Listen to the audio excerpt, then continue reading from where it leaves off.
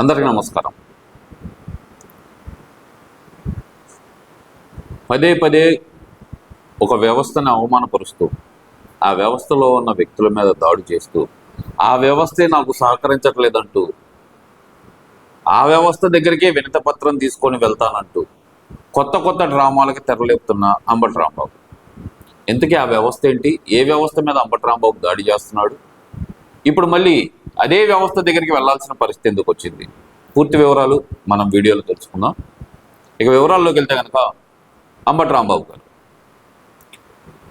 అగ్రెసివ్గా మాట్లాడటం, అగ్రెసివ్గా దూసుకెళ్ళటం, కనిపించిన వాళ్ళందరినీ పోలీస్ డిపార్ట్మెంట్లో ఎవరైనా సరే తనకు సహకరించట్లేదు, వీళ్ళ మీద అనుమానం ఉందంటే వాళ్ళు పొరపాటున అతని ర్యాలీలు ఎక్కడైనా కానొస్తే వాళ్ళ మీద దాడికి దిగటం, ఇది ఇతని నైజం. ఎందుకు మాట్లాడుతున్నాను ఇదన్నీ అంటే కనుక గతంలో చూసాం. జగన్మోహన్ రెడ్డి సత్తెనపల్లి పర్యటనప్పుడు అక్కడ పోలీసుల మీద అటాక్ చేశారు. అలాగే చూస్తే కనుక ఇక్కడ గుంటూరులో ఏదో అనుమతి లేని యాత్ర ఒకటి మొదలు పెడితే కనుక, ర్యాలీ ఒకటి మొదలు పెడితే అక్కడ అడ్డుకున్నందుకు పట్టాపురం సిఐ గారి మీద దాడి చేశారు. మొన్నటికి మొన్న చూస్తే కనుక ముద్రగడ పద్మనాభం గారి అంత్యక్రియల వేదికగా ఆయనకి గౌరవ వందనం సమర్పించడానికి వచ్చిన ఒక ఎస్పీ స్థాయి అధికారి మీద కూడా ఆయన చేయి చేసుకున్న పరిస్థితి. దానికి మొదలు చూస్తే అమరావతిలో పోలీసు అధికారిని వెనక నుంచి తోసేసిన పరిస్థితి కూడా చూసాం మనం. ఇన్ని చూస్తున్నాం. మరి ఇదే అంబటి రాంబాబు ఈరోజు నాకు రక్షణ కావాలి, నాకు న్యాయం చేయండి అంటూ అదే పోలీసులు అడుగుతున్నారు. ఎలా సాధ్యమవుతుంది ఇది? ఆ వ్యవస్థ మీదే నమ్మకం లేని నీకు ఆ వ్యవస్థని ప్రశ్నించే హక్కు ఉందా మిస్టర్ అంబటి రాంబాబు? సరే, ఇంకో విషయానికి వద్దాం. దాంట్లోనే ఆ విషయం తర్వాత మాట్లాడింది. ఇంకో విషయం ఉంది. గుంటూరులో జరిగిన ఒక అమానుషమైన సంఘటన. ఒక మహిళని, కృష్ణబాబు కాలనీలో ఒక మహిళని నడి రోడ్డు మీద వివస్త్రణ చేసి కొట్టితే ఆ మహిళ మరుసటి రోజు ఉదయం పోలీస్ స్టేషన్కి వెళ్ళింది. పోలీస్ స్టేషన్లో ఏం జరిగిందో, ఎందుకు అలసత్వం జరిగిందో విచారణలో తేలుతుంది. అక్కడ నాకు న్యాయం జరగదేమో అనే అనుమానంతో ఆ మహిళ ఇమీడియట్గా ఇక్కడ లోకల్ ఎమ్మెల్యే అయినటువంటి గల్లా మాధవ్ గారి దగ్గరికి వెళ్ళింది. వెళ్ళిన వెంటనే విత్ ఇన్ సెకండ్స్లో ఆమె లోకల్ పోలీస్ స్టేషన్కి ఫోన్ చేసి నాకు విత్ ఇన్ 2 అవర్స్లో వాళ్ళని అరెస్ట్ చేసి లోపల వేయాలి అని చెప్పి ఆమె అడ్రస్ కూడా ఇమీడియట్గా చెప్పింది. ఎందుకంటే ఒక మహిళని దారుణంగా వ్యవస్థను చేసి కొట్టడం అంటే మహిళల్ని గౌరవించడం అనేది తెలుగుదేశం పార్టీ సాంప్రదాయం. ఇది వైసీపీ ఏ పార్టీ సాంప్రదాయం అయినా సరే అలాగే ఉంటుంది. కానీ వైసీపీ వాళ్ళకి అది ఉందో లేదో అయితే నాకైతే తెలీదు. నేను చూసిన దాని ప్రకారం అయితే కనుక రాజధాని మహిళల విషయంలో కూడా చూసాం. దుర్గమ్మ వారికి సారే తీసుకొని వెళ్తుంటే అదే మహిళల చీరలు పట్టుకొని లాగిన కీచుకలను చూసాం. ఆ సమయంలో మనం దుర్గమ్మకి సారె పట్టుకొని 29 గ్రామాల ఆడపడుచులు వెళ్తుంటే వాళ్ళ చీరలు లాగిన కీచుకలను చూసాం అదే సమయంలో. దాని తర్వాత చూస్తే గనక ఒక నిండు గర్భిణిని కడుపులో తన్నిన పరిస్థితి కూడా చూసాం. అదే అమరావతి ప్రాంత రైతుల్ని వాళ్ళు ఇచ్చిన భూముల్లోనే వాళ్ళని జుట్టు పట్టుకొని ఈడ్చిన పరిస్థితి చూసాం. కానీ ఆ రోజు ఎలాంటి చర్యలు లేవు. ఆ రోజు పోలీసులు అని చెప్పుకుంటూ 10 మందికి వివిధ రకాల డ్రెస్సులు వేసి నేమ్ బ్యాడ్జీలు లేకుండా దింపి తన పులివెందుల రౌడీలను దింపి చేసిన దాష్టికాలను చూసాం.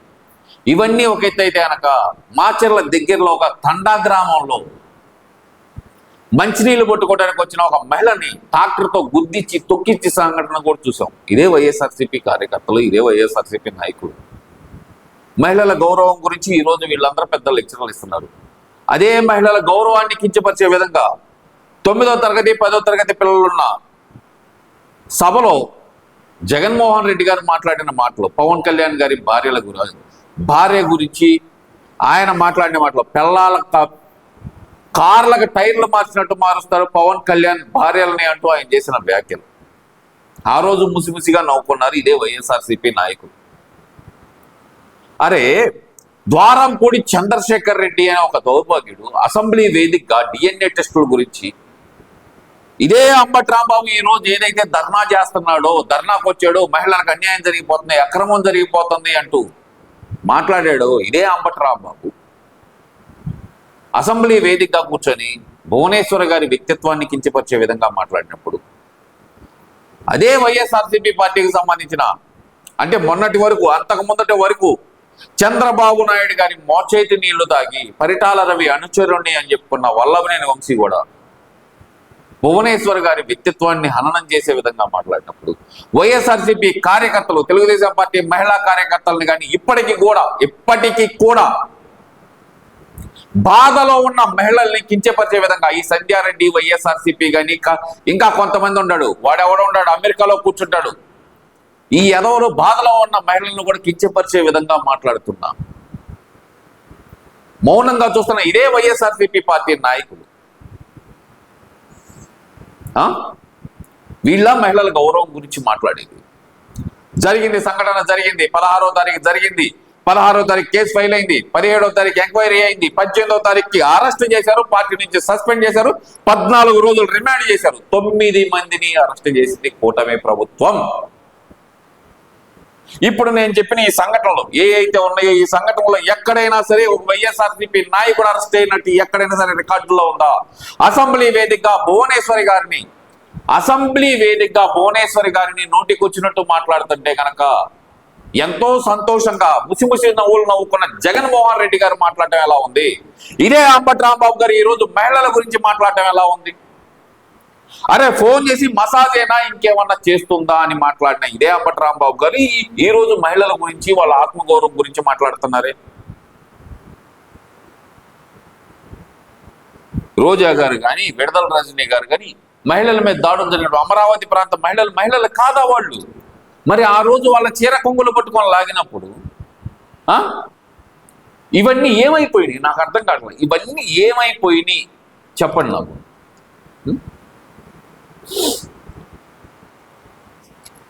ఇవన్నీ అసలు ఏమైపోయినాయి? ఏ రోజు మాట్లాడిన మీరు ఈరోజు ఇక్కడ జరిగింది, సంఘటన జరిగింది, చంద్రబాబు నాయుడు గారు ఏమన్నా కాపాడారా వ్యక్తిని?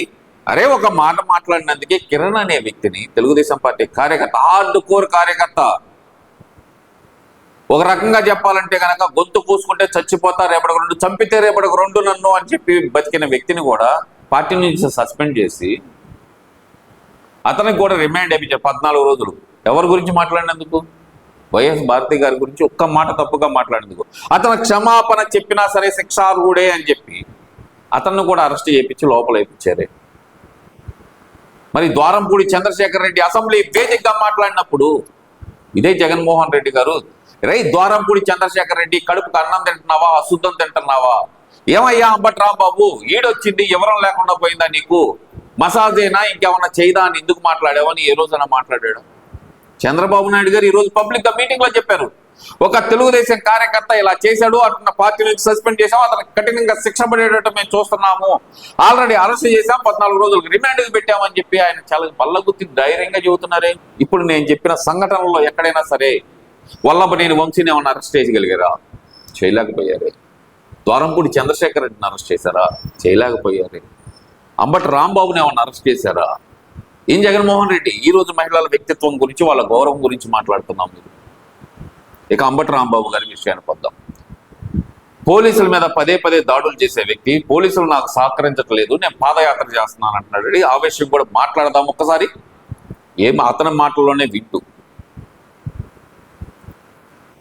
ఇవన్నీ ఒక ఎత్తు అయితే కనుక ఇంకోటి ఇవ్వటం మర్చిపోయానండి. నార్త్ హీరోయిన్ కాదంబరి జత్వాని,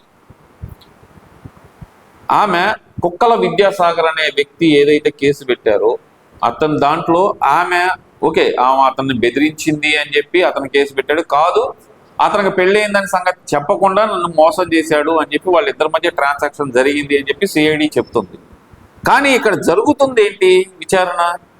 ఆమెను ఇల్లీగల్గా అరెస్ట్ చేసి 40 రోజులు గెస్ట్ హౌస్లో పెట్టారు, ఆమెను ఇబ్బంది పెట్టారని కదా. దాంట్లోనే కదా ఐపీఎస్లకు కూడా కోర్టులో ఇంతవరకు వాళ్ళకి ఊరట కూడా రాలా, క్వాష్ పిటిషన్ ఇస్తుంది, ఊరట కూడా రాలా వాళ్ళకి. దానికి దీనికి లింక్ పెడుతున్నారు. అవన్నీ తీసేయండి. మహిళల మీద దాడుల గురించి ఇంత గొప్పగా చెప్పే మీరు, నేను అడిగిన వీటన్నిటికీ ఏదైనా సమాధానం చెప్పగలిగితే ఇవన్నీ ఒక ఎత్తు అనుకుందామండి. ఇవన్నీ ఒక ఎత్తు అనుకుందాం. జగన్మోహన్ రెడ్డి గారి ఇంటికి కూతవేటు దూరంలో కాబోయే భార్య భర్త నదీ విహారానికి వచ్చారు. అక్కడ ఇసుక తిన్నెల్లో నడుచుకుంటా వెళ్తుంటే ఆ వ్యక్తిని కొట్టి కట్టేసి ఆ యువత మీద అత్యాచారం చేశారు, అఘాయిత్యానికి పాల్పడ్డారు. అందులో ఒక నిందితుడి పేరు శ్రీనివాస రెడ్డి. అతన్ని పట్టుకోగలిగిందా? అప్పుడున్న వైఎస్ఆర్సీపీ గవర్నమెంట్ ఈ రోజు వచ్చి బయటకు మాట్లాడే వాళ్ళు ఎవరైనా సరే దీనికి నాకు సమాధానం చెప్పండి. ఇంత జరిగిన ఏ రోజు నోటి బయటకు రాని రోజా గారు కానీ, విడదల రజనీ గారు కానీ, అంబటి రాంబాబు గారు కానీ, వీళ్ళందరూ ఈ రోజు బయటకు వచ్చి మహిళల మీద దాడులు జరిగిపోతున్నాయి, అన్యాయాలు జరిగిపోతున్నాయి, అక్రమాలు జరిగిపోతున్నాయి అని మాట్లాడుతున్నారు. ఇది ఎక్కడ న్యాయం? ఇక్కడ కూటమి ప్రభుత్వం ఏదైనా స్టెప్ తీసుకోలేదా? పోరాడదాం రండి. అరే ఎందుకు అరెస్ట్ చేయలేకపోయారు? మీ పార్టీ కార్యకర్తలు మీరు కాపాడుకుంటారా? ఒక మహిళ మీద దాడి చేస్తే, ఒక మహిళను వ్యవస్థరం చేస్తే మీ పార్టీ కార్యకర్త కాబట్టి కాపాడుకుంటారా అని చెప్పి మాట్లాడుతున్నారా? రండి, దాని మీద యుద్ధం చేద్దాం, నేను వస్తా మీకు తోడుగా. ఆ నిందితులను అరెస్ట్ చేసి రిమాండ్కి పంపించిన తర్వాత వచ్చి మహిళలకు అన్యాయం జరిగిపోతుందని చెప్పి లబో అని చెప్పి గుడ్డలు బాదుకుంటే ఎలాగమ్మా? మీరు అంతా ఏ కాడికి